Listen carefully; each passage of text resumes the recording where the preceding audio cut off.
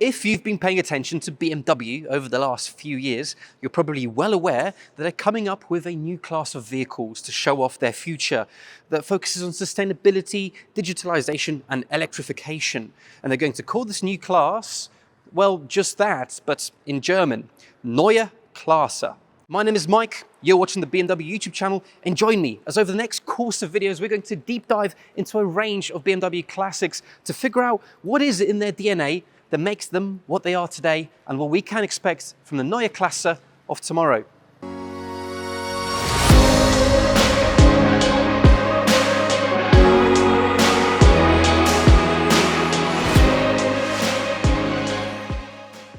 The term Neue Klasse isn't actually a brand new term. It harks back to the past which is filled with provenance and history. Back in the 1960s, BMW was best known for two things: big luxurious cars with big displacement engines, and small things like the Isetta or a motorbike. However, in order for the BMW lineup to grow, it needed a new product. It needed to offer something new to its customers. Fortunately, the market was pretty clear about what it wanted. By the end of the 1950s, society was becoming increasingly affluent again. People wanted to cross distances at speed, efficiently, and in comfort. BMW needed to make a car for them. It needed something new. It needed a change. It needed a new class of car. And so BMW set to work. But this wasn't just a case of creating a brand new car. This was a shift in ideology, a shift in production methods. For the first time in 25 years, BMW commissioned its engineers to create a brand new car on a brand new chassis with a brand new engine and a brand new design. This was quite a radical thing for BMW at the time. So much so that they wanted something to reflect this new change of thinking, this new change of creating cars. They wanted a new name to show to their customers that new change is on the horizon. And then it became clear they would call this the Neue Klasse. The world would finally see what this Neue Klasse was all about at the 1961 Frankfurt Motor Show, where BMW showed essentially the car you're looking at here, but it was labeled the 1500, referencing the 1.5 litre engine in the early cars, which produced a mighty 80 brake horsepower.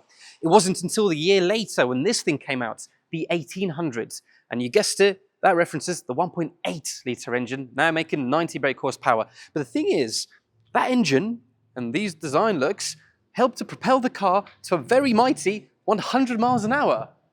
Back in 1963, this thing was an absolute Autobahn stormer, and an elegant one too. It was Wilhelm Hofmeister who designed the Neue Klasse. Yes, that Hofmeister. And I'm not sure if he was aware at the time, but he would be penning the blueprint for BMW generations ahead. We have a traditional three-box design with an engine in the front, a cabin in the middle, and a rear section for your luggage. To me, this is a traditional car. It's what I used to draw as a kid when somebody told me to draw a car. And the 1800 executes the shape perfectly. It's beautiful, it is sleek, it is wide, and it is low. Time has been super kind to the design of this car. Of course, in period, this would have been all super advanced and technological, but today, its design cues have still stood the test of time. Take a note at the kidney grills. This is probably one of the most iconic features of car design ever. And is a BMW without a pair of kidneys on its front end? I don't think so. Did you know that the kidney is now over 19 years old, first appearing in 1933 on the BMW 303, and the 1800 ensured it would continue the legacy of this design trait heading into the Neue Klasse. And then you get Wilhelm's most personal and famous design cue, so much so that it's literally named after him. Dear viewers, you are looking at the very first Hofmeister kink ever on a BMW. We are looking at history here. Jump inside and you're greeted with a scene of familiarity.